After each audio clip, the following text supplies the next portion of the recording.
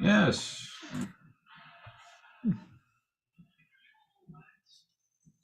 I'm not sure when we're actually live, so I'll just be that way the moment I see the YouTube link.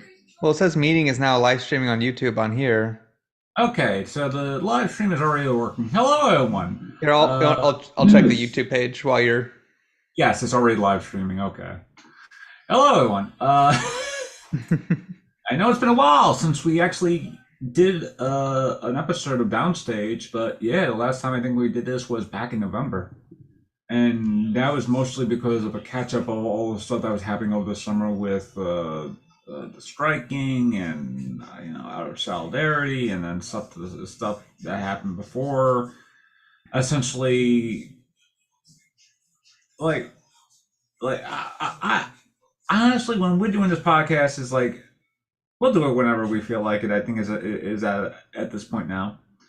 Plus, Yeah, I think that sounds pretty much accurate. yeah, it's like it's a very low maintenance podcast. Plus, Mhm. most of the time, anyways, like every single time we're like, oh, we have a great story to talk about, and then just as we talk about that story, another new story comes out, and it's like it kind of like immediately just switches the shift on everything else. So it's just like it's very very odd.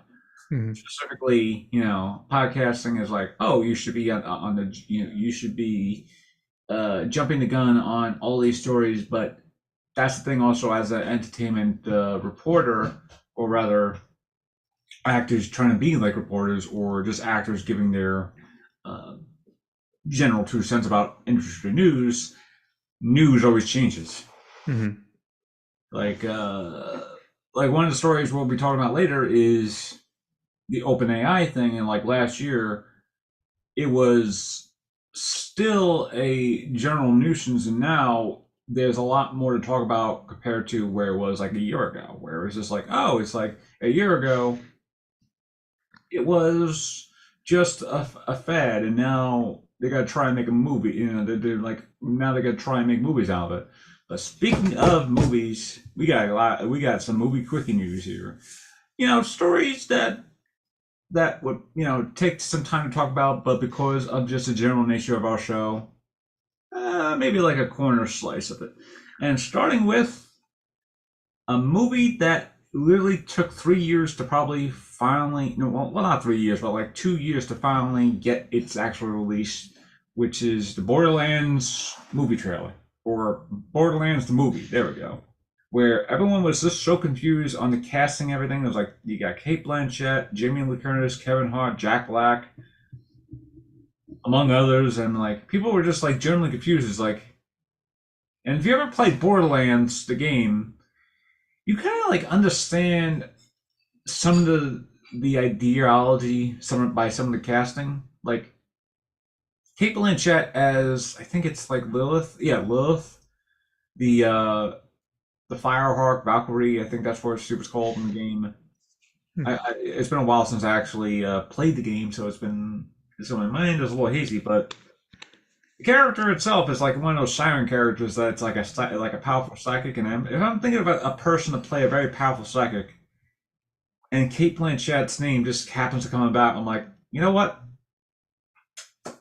Okay, I'm in. Same thing with as a crazy doctor lady, Jamie Lee Curtis. I'm like the character she plays, it's supposedly essentially like not like crazy crazy, but like the craziness of her basically comes from like she's been isolated on this planet for so long that she never has like somebody to talk to. So when these vault hunters actually come by and actually start talking to her, other than they are people that aren't robots, she's got actual human interaction. So I'm like, Jamie Lee Curtis, I could get.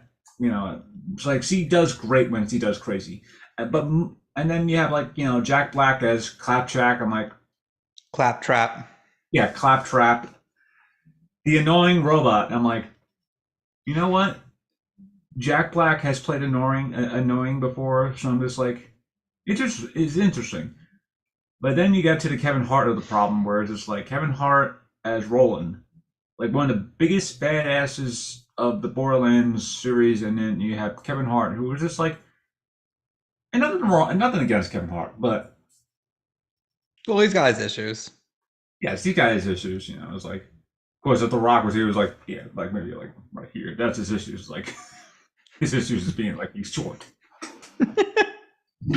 Not to get Kevin Hart, but I've Yeah, he seen. he can't control that. Yes. It's like I like Kevin Hart, okay? I like him as a comedian, I like him as an actor, but when he's trying to do the whole tough guy action hero thing and he's trying to play it straight, there's a little comedy in there, but like Roland is someone I think probably would have been best handled by someone say like Terry Crews, Hmm. who is just known for playing the bombastic heroes, Yeah. or if they really wanted to, like Idris Elba or someone with a lot more like gravitas. But honestly, when I Honestly, get Idris Elba would be perfect because like he can definitely do like the serious kind of badass type role this character needs to be, but he can also be comedic, as we see in the James Gunn Suicide Squad. yes, and I did notice that a lot of people yesterday were commenting about like, oh, this they really wanted to be like Guardians of the Galaxy so much, and when I'm just like, Mm. well, if you ever played Borderlands, that is kind of like the style that they're going for. Is like they are practically guardians. They're practically guardians of the galaxy of sorts. You know, they are going Mm. around the galaxy and guarding things and opening things and being general nuisances. but but also, it actually would make more sense to have like an Idris Elba or a Terry Crews type, someone who knows how to carry the gravitas of a scene, of a serious scene, and then it's like, and also be play a very bombastic character. Where it's just Mm. like, but Yeah, because Kevin Hart's problem is that like, yeah, he can be funny, but he doesn't know how to play like a genuine, like, tough character. yeah, Because and when he because I does think do he that, very much is the type of person who is very much self-conscious about the fact that yeah, he's pretty much shorter than most everyone else that he's going to be acting with. So he just like it's like, okay, yeah, I accept I'm just going to be the butt of the joke all the time. But it's like, dude, you can still have a presence even if you're short. Like yes, it's this thing called there's acting. a reason.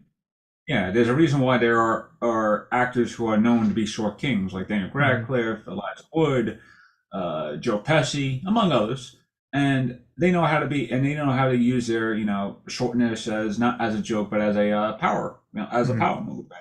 I Yeah. feel like, and I feel like whenever Kevin Hart is playing like the tough guy type of role, like he puts on that like front, and then immediately goes, okay, you know what, this is not really working, so I'll just use the like the Kevin Hart special and whatnot, where he just becomes a lot more automatic and whatnot. Which again, Hmm.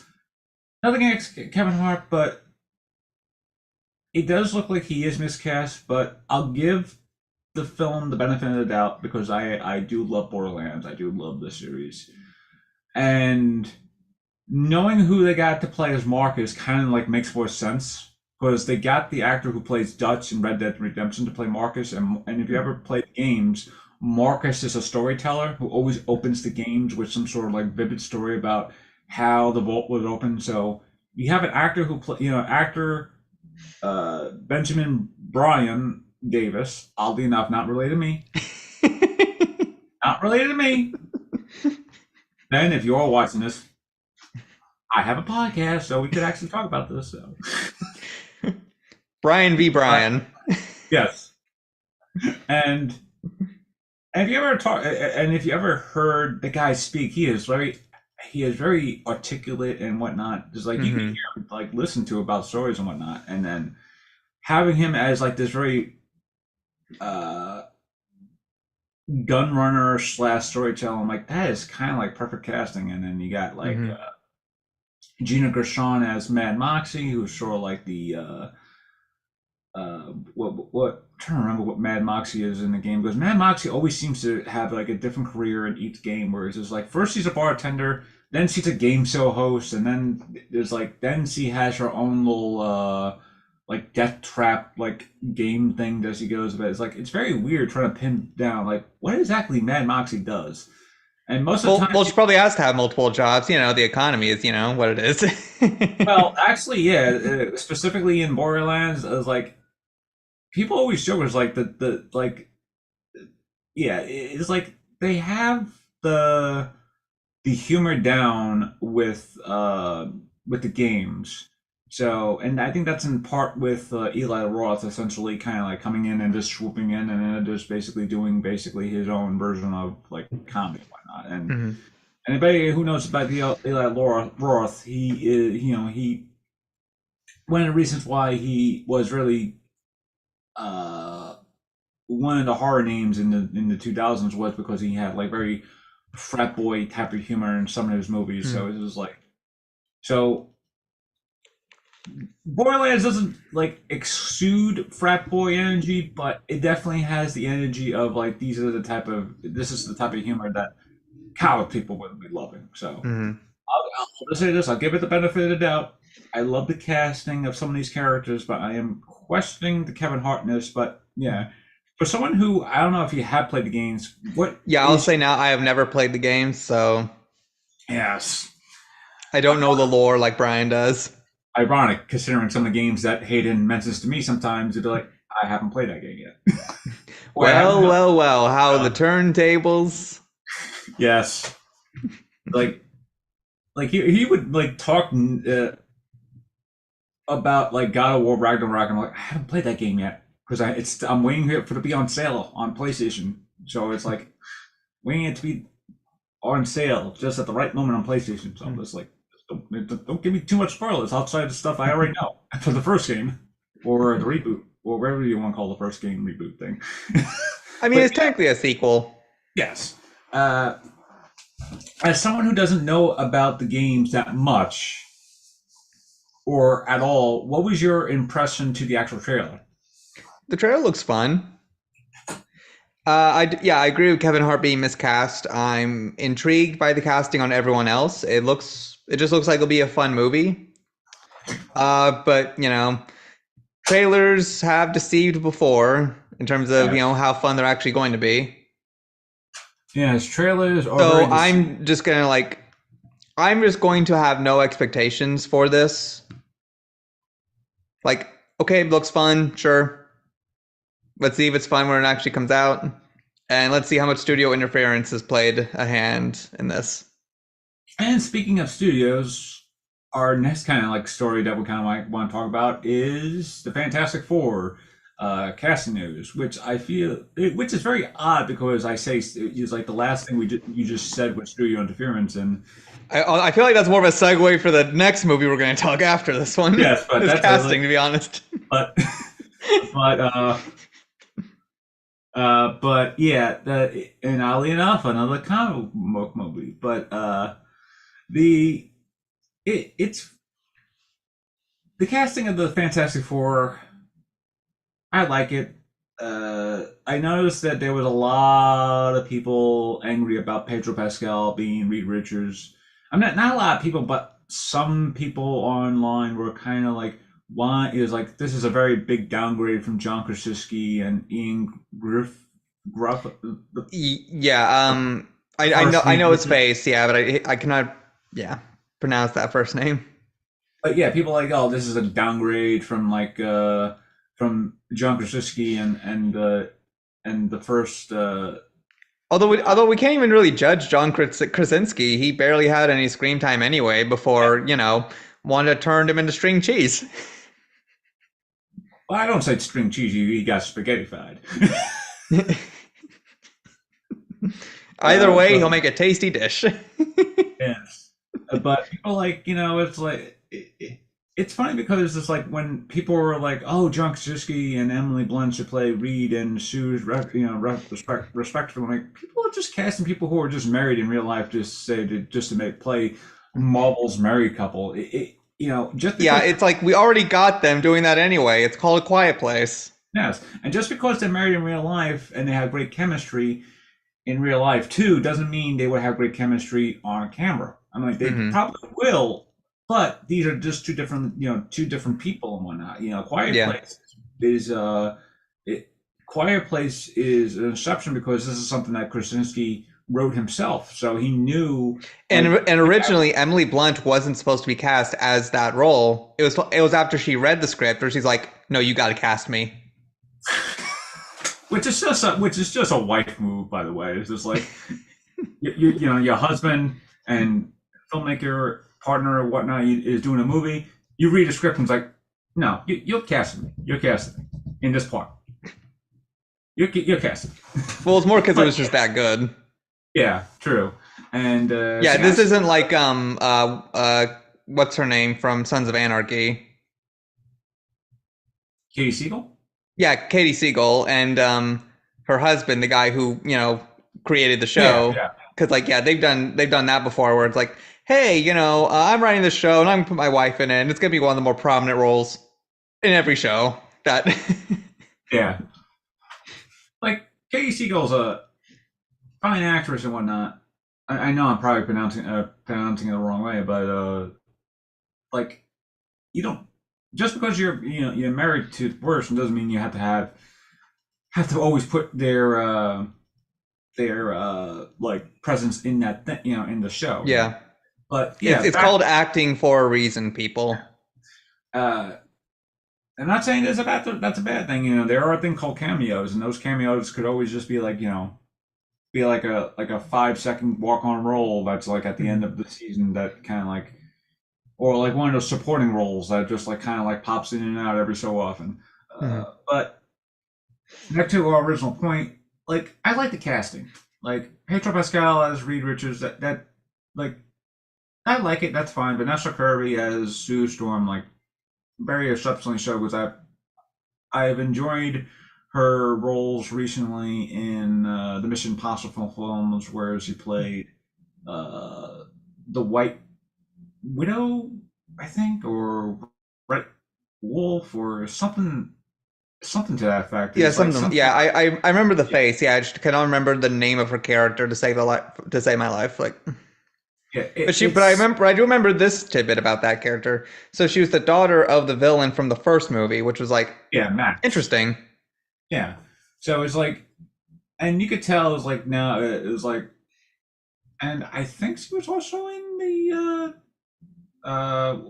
Hobbs and Shaw movie, but I could be wrong. I may be wrong because it could be that could be someone else. But yeah, uh, it like I like that casting of Sue. You because Sue is very regal-esque. She does have like that very like lady quality about herself, but she is not lady. Sorry, that's the way you said that. Yes, the woman has a very lady quality.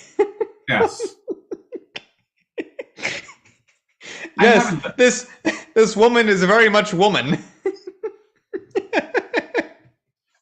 I know. It's like, I just when I said it too, I was like, "Son of a bitch!" It's like my mind just went, "Son of a bitch!" I just said that. Damn it! I just created a bit. Yes, but I'm just glad that this show isn't memeable yet. I'm like, people haven't covered the show yet. Thank God we're obscure. Yes, like we're obscure, but we're not that obscure. I mean, we're getting like 20 hits on YouTube. I'm like, damn, we're doing something sometimes.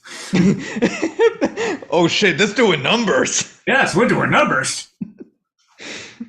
But yeah, Joseph Quinn as Johnny Storm. It's like he did good in Stranger Things, but I feel like they were just casting him based off of his popularity off of Stranger Things, and Johnny Storm Mhm. isn't that much of a difficult character to do. I'm like, he is a Mhm. very Yeah, he's like he's just hot headed and just like and charismatic. yeah, and I guess because what Joseph Quinn did in Stranger Things being very charismatic as well with the Eddie Munson character, they're like, oh, he's kind of perfect. Mhm. But then we got into probably my favorite casting of them all. Oh, how do you pronounce this guy's name? It's he's played, and it's really odd because he's also been on The Punisher too, because he played Mhm. Microchip too, or sorry, Micro, and he's been on the Bear as one of the main characters too. Mhm. I think he's pronounced. I think it's why do I always do this show live now? Yeah, I know the guy you're talking about. I cannot remember his name as well. I mean, you're uh, looking it up, so I'll just wait. Ivan Moss Bachran. I think that's pronounced, but Ivan, I hope I'm pronouncing it correctly, but he's recently been playing Richie on The Bear, who is basically Hmm. the cousin to, I think he's supposed to be the cousin to Jeremy Allen White's character. I don't know. I always hear him say cuz, so I'm just like, I assume he's the cousin, so. Oh crap, hang on. I hear the sirens. Anyway, What did you do this time, Brian? someone didn't like my lady comment about Stu Storm.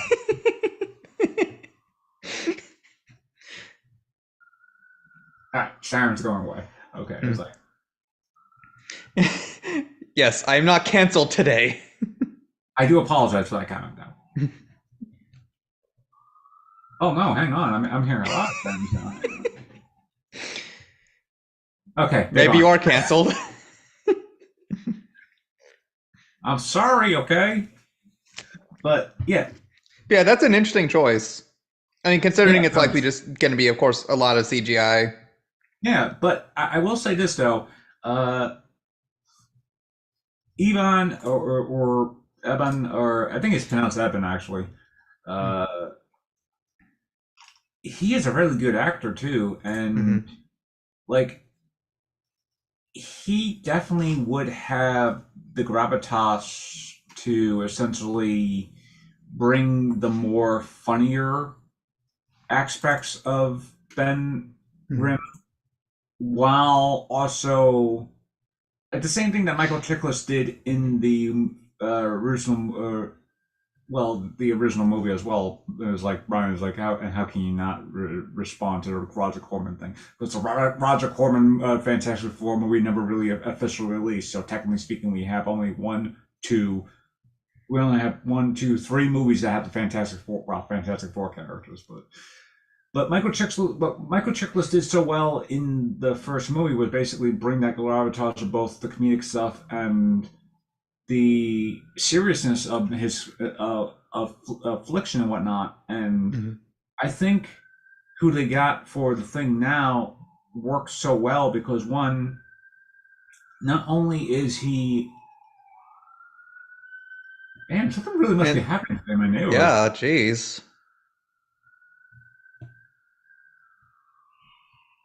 Five to one is probably a fire somewhere. Mm. Of course, I've been getting a lot. The fire department has been a lot more active in my neighborhood recently, and Hmm. there's been a lot more fires and, or rather, fire-related incidents around the city because of the e-bikes and whatnot. So, Mm. and those e-bike batteries, those Mm. lithium batteries. So, Mm. I don't know why I was whispering like that, but yeah, Yeah, that was interesting. yeah, they're very dirty words. But yeah, who they got for the thing is great because I do like that actor, and also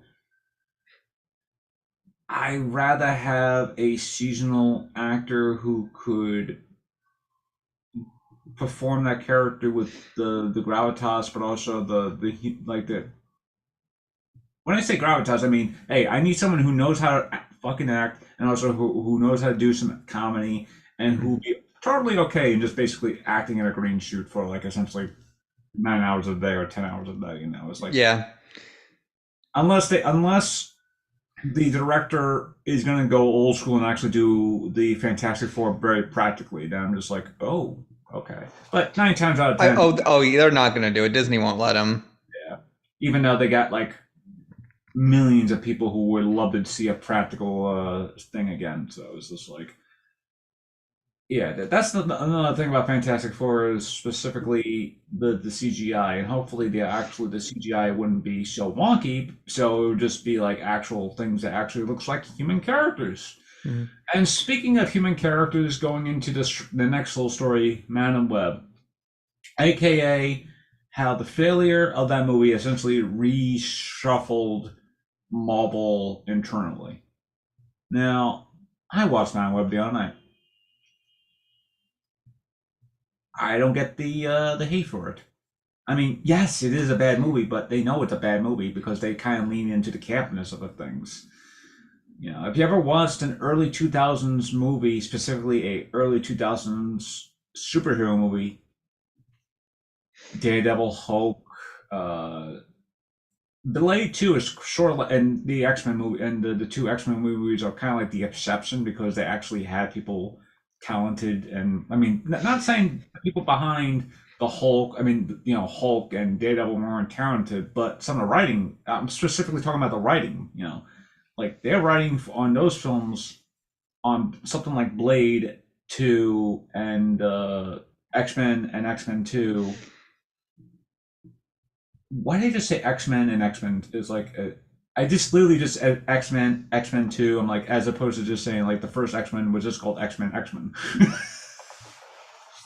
Ugh, it's been a while, people.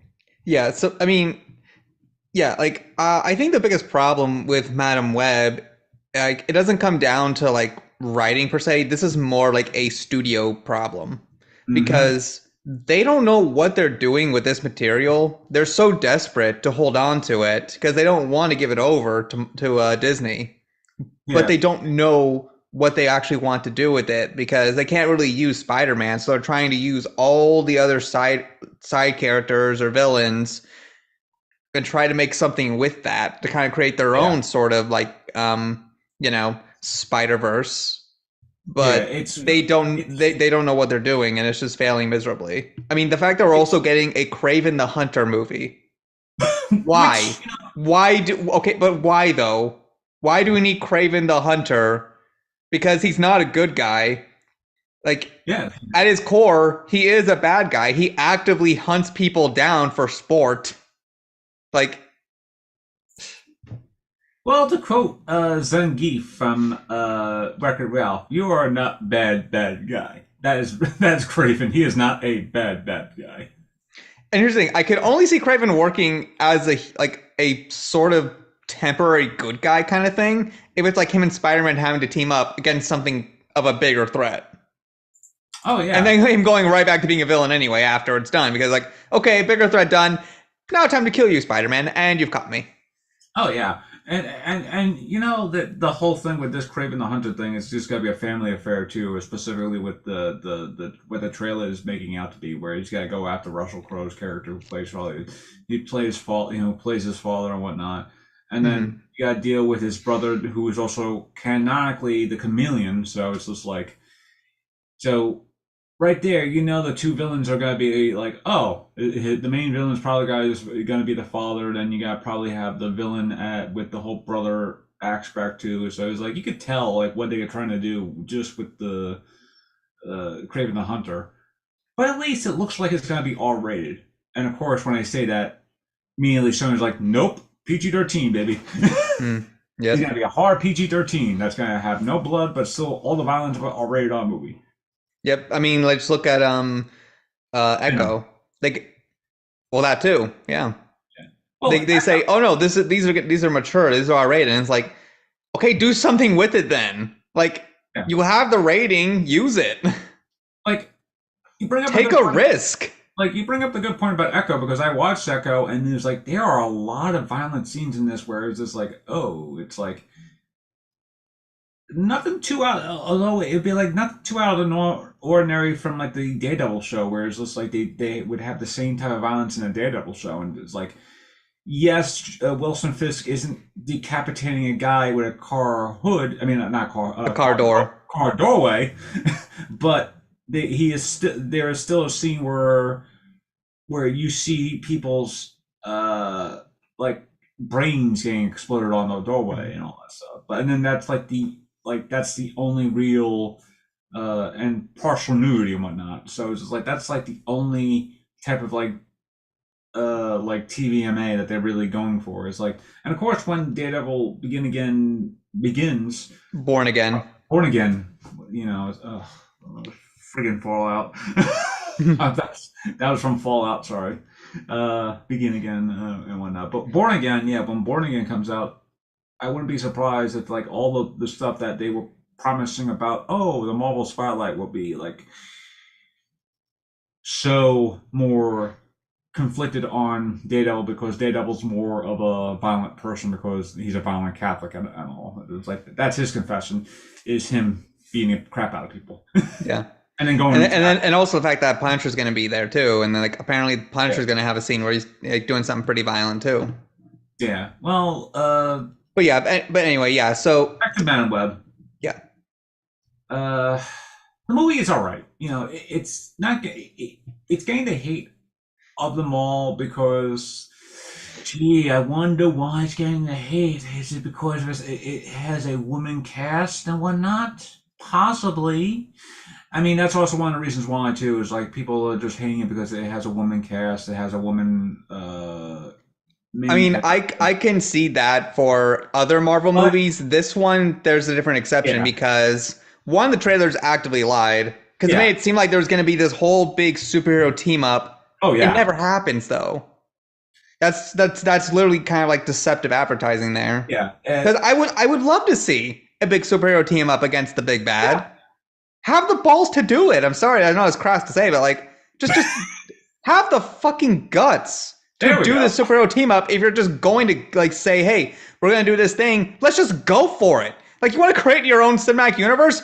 Boom, right there. Have that big moment. That creates your Sony, universe.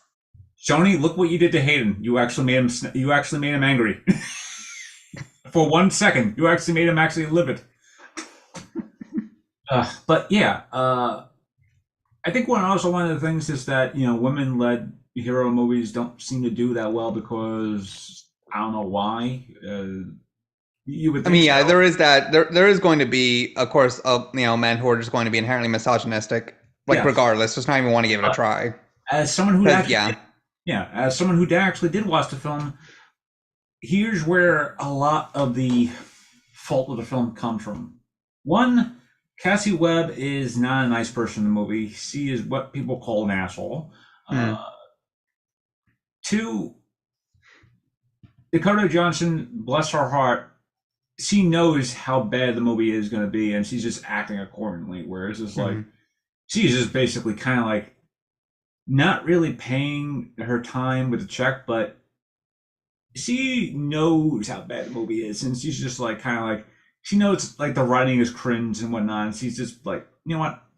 I'm just here. I'm just gonna mentally just check out, like she Mm-hmm. did for 50 Shades of Grey. And then Yeah. compared that to another film where she's like, oh wow, she actually has like the capability of actually acting and whatnot.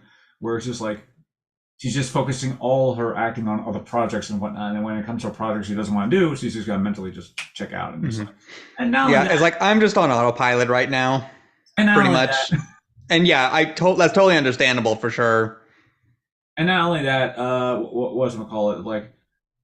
Like she looks at some of the writing and goes, they had me saying all this stuff and all that stuff. But I will say that she does actually give a good performance though, even when she is on autopilot. Whereas it's like there, there, there is a scene where she slowly but surely understands her powers and being able to essentially understand like, oh, she could not really go back in time, but she could see things so far ahead in time that she could actually go, let's try that. And she actually has that like stereotypical let's try that again moment where she literally just says, let's try that again in that very stereotypical way. And I'm just like, and in that moment, I'm like, okay, Dakota Johnson really understood the assignment and goes, okay, now she's having fun.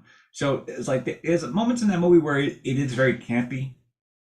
There's moments in that movie where it is very cringy. And I think between those moments, she knows like how to play the campy moments and knows how to play the cringy moments. When those cringe moments happen, she's like very on autopilot. But when she's able to have fun, she's like, "Oh, I know this is campy as hell. I'm gonna have fun with it." So it's just like, but yeah,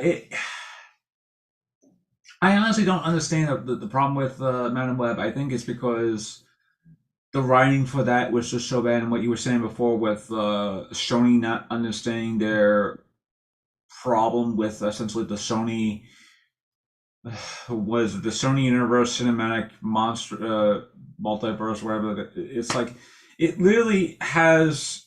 It's bad when everyone has been calling it the Suxium or something like that. It's like literally, It's just painfully average.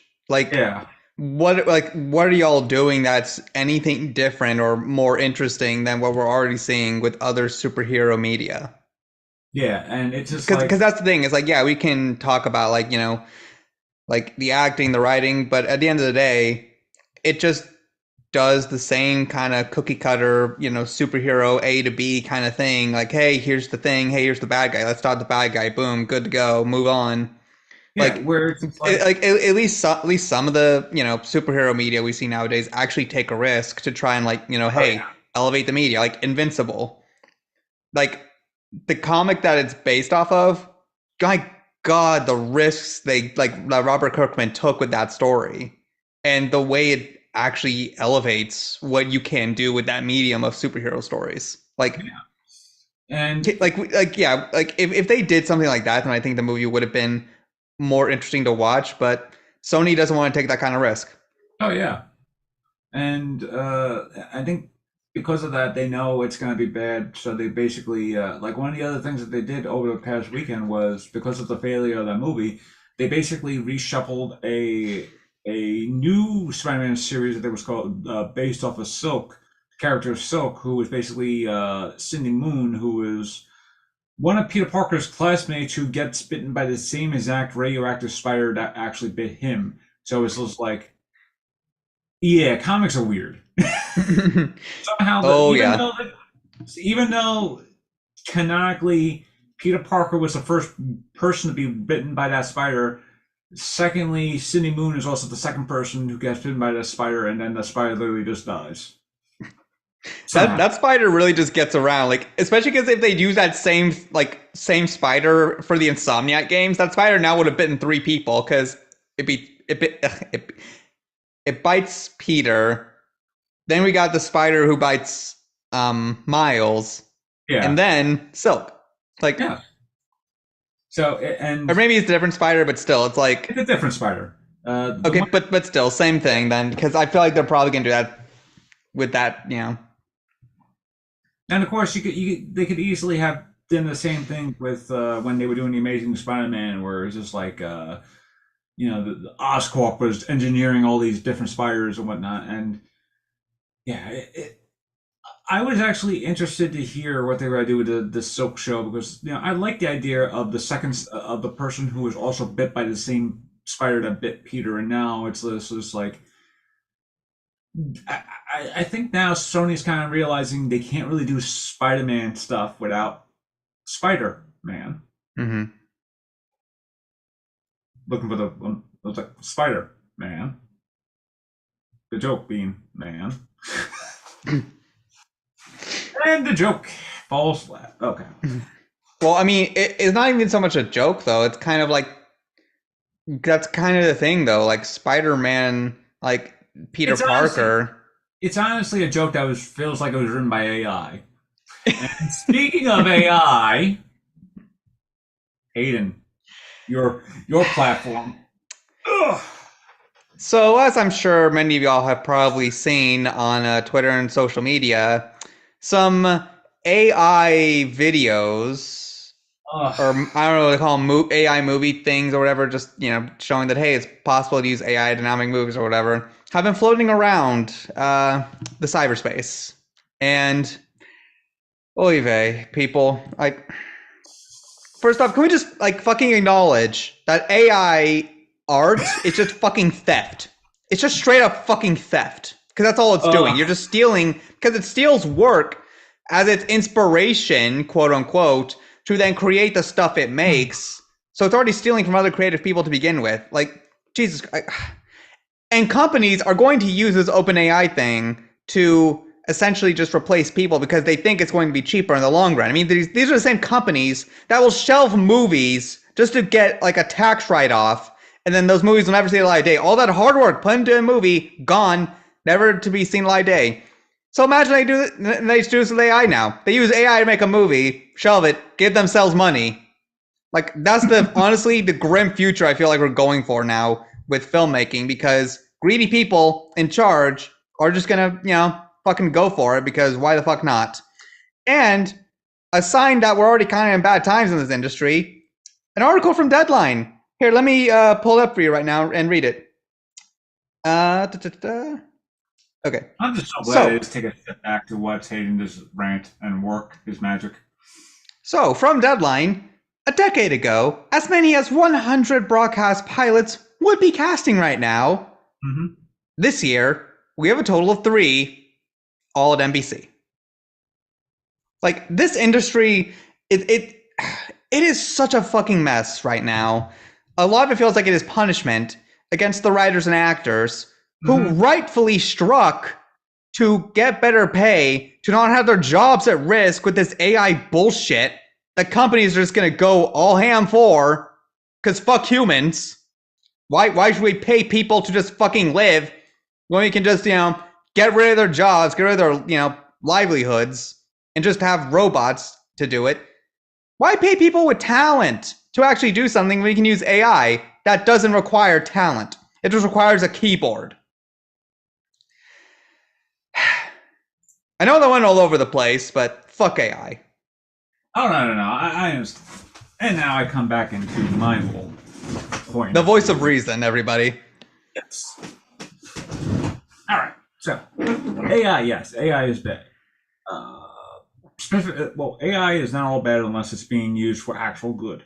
To clean up a program, like say what they did for the Beatles, the quote unquote last Beatles song that they unveiled like before Christmas or whatnot. They used AI to essentially clean up all the how degenerated and degraded the voice thing was. Like it was off from a very old mixtape and whatnot. Like the old master is probably like decrepit and whatnot, so they just used AI to essentially clean it up as best as they could. Now, when it comes to AI and movies, no. Just because AI is able to crank out something off, like you type in something like a prompt into the thing and it's able to do a prompt of say, oh, man walking down the street of a moonlit street and whatnot, cinematic 4K, 8K, I mean not 8K, 8K, all that stuff, holding an AK-47, all that stuff during a wartime thing, and it gives you like a 30-second prompt video of all that stuff. You're still going to be seeing all these different problems with this AI thing because one, just because it's AI generated and it comes out fast doesn't mean it is still perfect in any way. Like I remember when the CGI, I remember back in the 90s when CGI was on its rise, right? When people were like, oh, CGI is like so ugly and whatnot, and so all that stuff. It's like, yes, AI at the start of the thing, it was ugly. And AI right now still has that very ugly type of thing, specifically when it's in motion, because it doesn't look right. There's that uncanny value of all this stuff. And I think that's another thing about what it would probably be. People are like, oh, I could just use this AI program and make a whole movie out of it, and it would still be very uncanny value and whatnot. Just because you can make a movie out of it doesn't mean you can actually make a movie out of it. But back in the 90s, when CGI was doing a thing, there was still like moments of ugly CGI. But then this movie called Jurassic Park came around, actually made it more better. And then Terminator 2, all that stuff. And the difference here is that it required people to make it, which created more jobs for editors to create these things in the first place. Whereas AI cannot do that. It will only take away jobs. Yes. But I remember people still being pissed off about computer CGI movies because it was taking place. Because nowadays a lot of there is still practical effects, but practical effects there aren't that many movies that still do practical effects. Like, and if there is, it's probably an independent movie somewhere. Mm-hmm. God bless the independent movies. But when it's like a big screw, and here's the thing though, over the past like say 10 years or so, there would be more use of people just using CGI to fix a lot of things. That's why some of the things just look more faker that way. But then there would be CGI that actually looks so real and so lifelike. Say, look at the show Life, Sex, and Robots, or Life, Death, and Robots. I forgot which one's which, but I think it was Life, Death, and Robots. Yeah, Life, Death, and Robots. That's a fantastic show on Netflix, and most of that stuff has been painstakingly done over the past several years through not only computers, but they're all other stuff as well, like actual live action shorts freaking claymation. Like they take the time to do all that stuff. And then here are some studios and all that stuff where it's just like, oh hey, I could make a prompt with all the stuff I wanted to do, and then somehow make an entire movie out of the thing. Here's the thing though, at some point, these people's mouths need to talk, and these AI prompt things, they don't have the power yet to do all that. If they have the power yet, then why haven't they showed that yet? Why haven't they showed actual lines being used? Like, I want it to be like, if I wrote an AI program that says I want a character to speak, I want someone to speak, right down, and if they spoke, it might just come off very, very what's the like they term? could like you're saying with AI now they could make it actually sound like the person they wanted to sound like, but it's going to sound Yes. very monotone. Yeah. But that's the problem. But that's another problem there. The fact that they can essentially replicate someone's voice Oh and yeah. not have to pay them for it.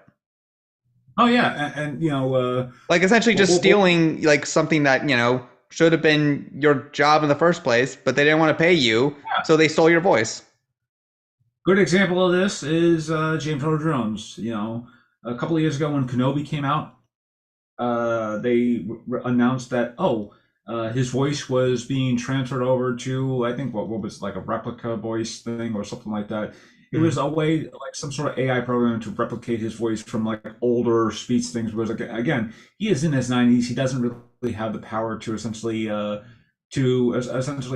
say lines as the same gravitas as it was, like, say, 20 years ago or 30 years ago, as Darth Vader. Here, you could tell that the AI beta lines still feel like they are AI. There's just no naturalistic quality to these things. It's like there is a very robotic voice thing behind the thing, and then my community. I start literally talking about AI, and my internet just says your internet is unstable. They don't want you spreading the truth about AI. Yes, the power. Oh, yes, so I might Although be a given the little fact that there have been like laggy right cell now, phone so I'm outages. apologizing. Oh, sorry, I interrupted you. My bad. Yes, no, yes. Throughout today, there's been apparently cell phone outages and whatnot, and internet outrages and whatnot. So I'm just like, Outages, not yeah, I guess it's my outrages. time now. So both actually. You didn't see the outrages on Twitter? No, I saw the outrage, but the thing is, though, you uh, were saying it like it was the cell service outrage of like, no, it's the cell companies that are being outraged. Like, no, it's the like whatever. Just anyway, point being, let's get the point. point is, but back to my point. Yeah, basically, AI is bad, specifically when it comes to filmmaking, because it will look like it's robotic. Like it will look like it's manufactured by essentially a computer program, and this will put out a lot of people's jobs and whatnot. And not only that, even though this was a joke online, people have been coming to the point of, like, in 2 years' time, people could be on trial for like murder and whatnot, and they will just show like actual, like, well, not like actual, but like footage of you at the event, like some security Mm-hmm. cam, but like, and you won't be able to say that wasn't me there because that's AI. Because it's like it's getting to a point now where AI could probably manufacture itself by actually posting at something else. It's like, just Someone say like you want, well, like, actually, it was something interesting happened. I think it was in New York, where a lawyer like put it like in like the Chat GPT thing, looking for like case files to try and prove like his case, and he got these AI generated articles. Like he instead of getting yeah. actual cases, he got this AI generated thing that wasn't real at all. So it's like Hmm. we're already kind of starting to see And it, and like it's going to get worse. This is going to get manipulated. Like I remember seeing like one of these like YouTube channels I watched. This guy talk about like, oh, we don't have to worry about AI. I mean, it's just actors. I'm like, no, this affects fucking everyone. everybody on every level. Like Jesus Christ, the ignorance that I heard on that like other like podcast thing. Like, good God. Jim Cameron might be a magnificent bastard and a psychotic one, but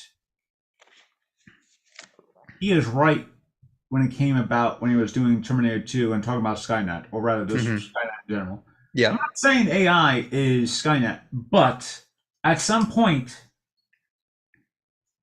there could be an AI program that could lead into something like Skynet. Yeah. I mean, here's the thing. They don't think they're going to make it. They think, hey, we're just going to make this, crazy, cool technology thing. And then guess what? It's going to get out of control because you're not going to be able to control it. Oh yes, and and speaking of control and whatnot, uh, and companies with that control, back to Disney. Probably like our last story, and yeah, tangent over. AI is bad. Studios are bad, and you're just bad for thinking, and you're just bad. I'm trying to remember the Futurama quote, but it's like it's something along the lines, and you're just bad thinking about that way, or something like that. I don't know. It's like, Or how about hey, don't use AI, use real people, actually yes, pay them. Studios, you got the money. You can yes, afford actual humans, and you should. yes, and don't shelf these movies and whatnot, and just try and pay them off as a tax write-off. Hmm. Yes, yes. Can you please hold off on your out in the open money laundering scheme? And speaking of money and taxes and whatnot, back to Disney. And I'm not saying Disney has that problem, but they do have a problem with releases. And currently, Disney and Sony Pictures are actually teaming up. They actually decided to team up for physical media releases. And it's interesting to know that because apparently, until recently, I did not realize that Disney had very bad physical media releases for some of their TV shows. Both The Mandalorian seasons 1 and 2 and WandaVision recently just came out on Blu-ray just this past holiday season, Mm. and these are shows that have just been out on Disney Plus for close to 2 years by that point. Yeah, close by 2 years, and they had no Disney related Blu-rays or anything else until finally like 2 years later. And I guess Sony is so good with essentially just selling out the like physical media and whatnot, where it is like, okay, from the sound of things, basically these two are basically just saying, hey, uh, Disney, just give me all of your physical related things, and we, as Sony Pictures, will just, or Sony Home Media Entertainment, I think that's what it's called, Hmm. will essentially take it out and actually, release everything. Sort of like the same Hmm. thing where it's just like every so often, you could be watching like say, a good example of probably like a good example of this is like I believe No Time to Die and Spectre, Hmm. both done by MGM. But if you ever watch the film, it is also released by 20th Century Studios or 20th Century Home Entertainment.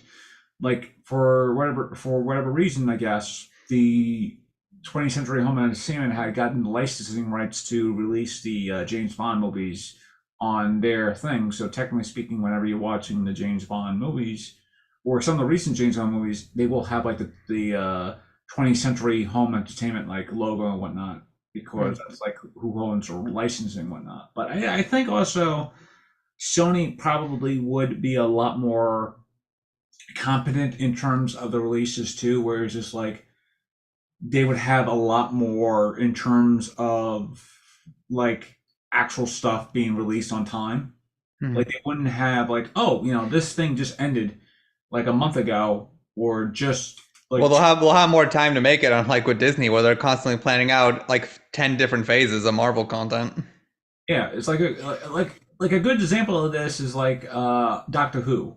Like I remember Doctor Who years ago. I'm not sure if they still do this now, but whenever the season ended, the the new season would have dropped on Blu-ray or DVD like a week later. Hmm. And that's like a great strategy of something like to that effect, where it's just like you take a show like say Loki, right? Hmm. And the season of Loki, like season 2 of Loki, just ends, and then a week later, the series drops on Blu-ray or DVD or whatever, 4K, what have you want to say, and Yeah. then people could actually watch the show without having to essentially subscribe to Disney Plus and whatnot. Yeah. And I think this is also kind of something that's also to the effect where Disney is like they know that people aren't like the apparently like the subscriber count for Disney Plus either it goes up or down, right? People are either they Yeah, like if, they if like new season Loki comes out, people will subscribe for that, and then once they're done, unsubscribe.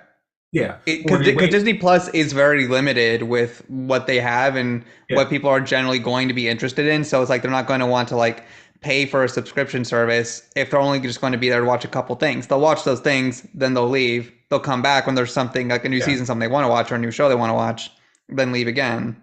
yeah.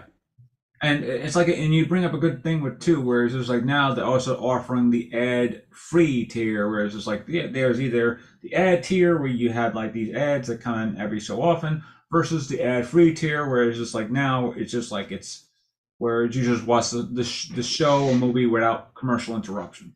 Hmm. And I think nowadays, where it's just like they know that, and apparently, yeah, apparently the ad-free tiers like they aren't doing as good as the ad supported tiers, where it's just like the ad supported tiers, specifically on Netflix, it is actually doing quite good because the people who actually have Netflix actually have the ad supported tiers. Like they just, Hmm. like you could be, but unfortunately, until recently, I found out that some of the people who are watching stuff that they want to watch on the ad supported tiers, some movies or TV shows are actually locked out. Yeah, like on Netflix, the Thanksgiving movie is Yeah, actually locked out. So you have to like yeah. pay even more money just to watch it on Netflix. Yeah, and the same thing with Peacock too, where sometimes a Peacock Yeah, I noticed original, this recently. So like my yeah, parents had like Comcast cable, and at the time when Peacock was released, it just came with it for free. But now it's like I was curious, so I went on to Peacock there on like their Comcast thing. yeah, Most everything now it's essentially locked under like a subscribe thing. yeah, So it's like because the way it seemed like they didn't seem like it was gonna be like oh now you're just lost it forever because it seemed like oh you paid for Comcast so this should be included with it now. like I It's have weird. like uh like thanks to Walmart Plus for some reason, we have Paramount Plus for Hmm. some reason, Paramount Plus and Walmart Plus, like the same thing, where it's just like they shook hands, they have a deal, you have Paramount Plus for free. That basically requires everything that's on Paramount Plus as for free. Now, if I wanted Paramount Plus with Showtime, that will cost us extra. Hmm. So, but because we have it for free currently, or rather because of its, because it's connected to our Walmart account, wherever it is. Hmm. Currently, we have everything that's on Paramount Plus, but anything that's related to Showtime, that's locked out, or we Hmm. would have to go to like say Hulu or something like that, and then Yeah. essentially use that account there, and then put the stuff on Showtime and say, hey, oh hey, I want to watch, I would like to watch something on Showtime, but unfortunately, some of the stuff that's on Showtime all locked out. Hmm. So yeah, back to my original point. Showtime. Sony Home Entertainment is doing the releases for Disney upcoming. So I assume anything that's like that has been released over on Disney Plus over the past, say, since the inception, we'll probably get a lot more like media, probably including the shows or movies that were essentially tax written off. Hmm. Stuff that would like say, the Turner and Hooch TV show, or I forgot, or a show that, I mean, a movie that literally just came out last year, and then they decided to get written off because it was a tax write off. It was a like almost like a space movie with some kids being trapped in space, and they were on some crater. I think it was like something crater or something like that, or Yeah, there something. was like a show on Disney that they were supposed to come out. I forget what it was called, but like they pretty much filmed everything, was already Yeah, done, and then they just scrapped it for the tax write-off. Yeah, but I think I know what you're talking about. But I think that's also coming to like Netflix. Okay. Yeah, a lot of these also other shows are also transferring to like say Netflix or something else because Hmm. uh, or something like Tubi, where it's just like now Tubi is like the people are like, oh wow, people are finally figuring out Tubi is actually a great service. It's free. It's it's free. You don't have to pay anything. You just have to download it, and you don't even have to have an actual account. You just have to just play whatever, and just just automatically connect it to your account. But the but yeah, the things were it's gonna be interesting to see like oh I would like to see some of this stuff that was on Disney Plus be released on physical media, and that's Hmm. another thing where it's just like physical media now is just kind of dying out because people just Hmm. don't want to like buy people just don't want to buy these things called Blu-rays anymore, and be like Hmm. oh people just want to just have like digital codes and whatnot to Well, watch. I don't even think it's just people too. I think it's also like the companies that realize the physical release media, it's just a one-time purchase, but Yeah. subscribing to a streaming service, that's monthly money you're paying us. Yes. Like a good and sometimes and people have noticed and also physical media is kind of like dying out because people have been noticing stuff that were like that haven't been put out on Blu-ray or DVD for years, and then suddenly it's like people people are noticing that there are some things that are just out of print and whatnot. And good example of this is the 2001 no 2002 movie 28 Days Later with Cillian Murphy, directed by Danny Boyle and whatnot. And people have said that movie is essentially out of print. And something like Disney and Sony Pictures, and since Disney now owns the rights to the of 20th Century Fox, these people could actually actually start putting out movies that haven't been out on Blu-ray or DVD for years and actually make a more credible thing. But I think it's just, I think nowadays where it's just like something like this, they're obviously just going to be putting out stuff that were maybe streaming services, like more or less like streaming services and whatnot to be essentially be put out rather than Hmm. just being like, oh, hey, let's just go out and actually put out movies that haven't been released in years. Like, it was like, say, a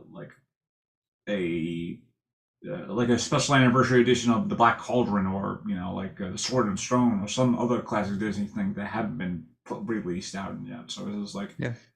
yeah, and sadly, even though Disney is making smart business choices, sadly they make a dumb business choice, and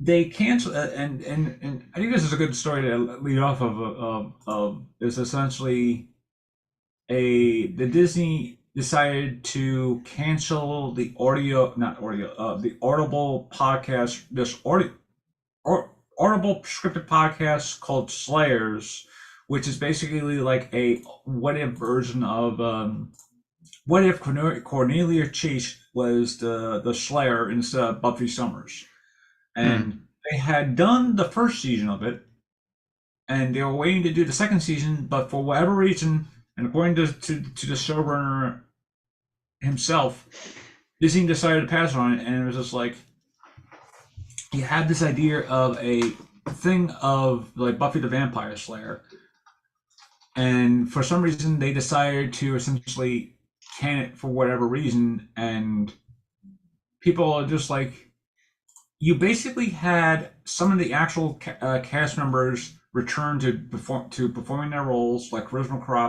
Carpenter, James Marston, Anthony Stewart Head, I believe, uh, and a couple of other cast members who were also writing the show as well. So Hmm. you have like that stuff as well. And then it's like, no, apparently no. Disney decided to essentially just scrap it and to essentially not give him essentially any knowledge why. Hmm. It's like compare that to say, Warner Brothers and maybe DC Comics, where it's just like they do like a lot of Batman related podcasts, scripted podcasts on the same thing, where it's just like maybe it's possible Disney heard that they were getting profit off of that, or they were something like that. But I think it's probably something more than that, where it's just like maybe they just want, like, they wanted that to be on their like platform rather than on another platform. And Mhm. I don't know, it's like sometimes Disney will make a smart business choice, like putting physical media in the hands of a different company versus a dumb business choice like stopping a scripted podcast series that was just like actually entertaining to hear. Like the idea of Cornelia Chase, who is like so well known as being like this very bubbly, very valley girl, mean girl character on the show, and then suddenly having her be like the Slayer, the Vampire Slayer. I'm like, oh, that's a fantastic choice to do. And then suddenly it's like, nope. The studios can just be idiots sometimes. Oh yeah. And on that note, I think that's a good way to end the episode. Yep. I really hope you enjoyed this episode.